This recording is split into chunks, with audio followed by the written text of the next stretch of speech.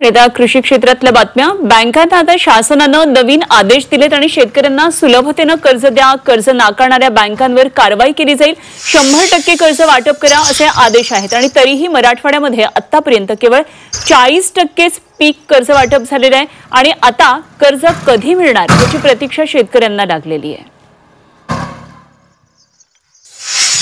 मान्सूनपूर्व पावसाची अपेक्षा ठेवून बीडच्या शेतकऱ्यांनी खरीपाची पेरणी केली, मात्र आता पावसानं पाठ फिरवली आहे, त्यामुळे खरीपाची पिकं धोक्यात आली आहेत आणि अनेक भागातल्या शेतीमधला ओलावा संपलाय। अशामध्ये पाऊस झालाच नाही तर शेतकऱ्यांवर आता दुबार पेरणीचं संकट ओढवण्याची दाट शक्यता आहे।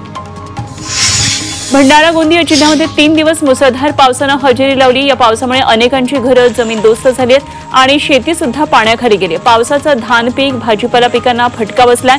शेतीचे पंचनामे कृषी विभागाच्या वतीने सुरू आहेत आणि पंचनामे झाल्यावर किती नुकसान झाले याची आकडेवारी समोर येणार आहे। भंडारा जिल्ह्यामध्ये गेल्या 3 दिवसांपासून पावसाची संततधार सुरू आहे आणि या पावसामुळे सर्वत्र पूर परिस्थिती निर्माण झाली आहे। शेतात 3 दिवस पाणी साचले, त्यामुळे भाजीपाला आणि इतर पिकं खराब झाली असल्याने शेतकरी आर्थिक संकटात सापडलाय। नागपूरमध्ये झालेल्या मुसळधार पावसाच्या तडाख्यामुळे शहर आणि ग्रामीण भागात मोठं नुकसान झाले। जिल्हा प्रशासनाच्या प्राथमिक अहवालानुसार 473 घरांचं नुकसान झाले आणि कृषी विभागाच्या प्राथमिक पंचनाम्याच्या अहवालानुसार 361 गावातल्या 6861 हेक्टरवरील पिकांचं नुकसान झाले।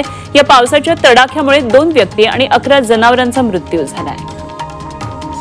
यवतमाळ जिल्ह्यामध्ये झालेल्या संततधार पावसामुळे अनेक भागातल्या शेती पाण्याखाली आली आहे। सुरुवातीला अनेक शेतकऱ्यांची पेरणी योग्य पाऊस नसल्याने रखडलेली होती आणि नंतर सततच्या पावसामुळे ही पेरणी थांबवली आहे। संभाजीनगर जिल्ह्यातल्या दावरवाडी परिसरात हरणांच्या कळपाकडून शेती पिकांचं मोठ्या प्रमाणामध्ये नुकसान झालंय। सोयाबीन, तूर अशी पिकं हरणांच्या कळपानं फस्त केली आहेत, त्यामुळे शेतकऱ्यांचं मोठं नुकसान झालंय।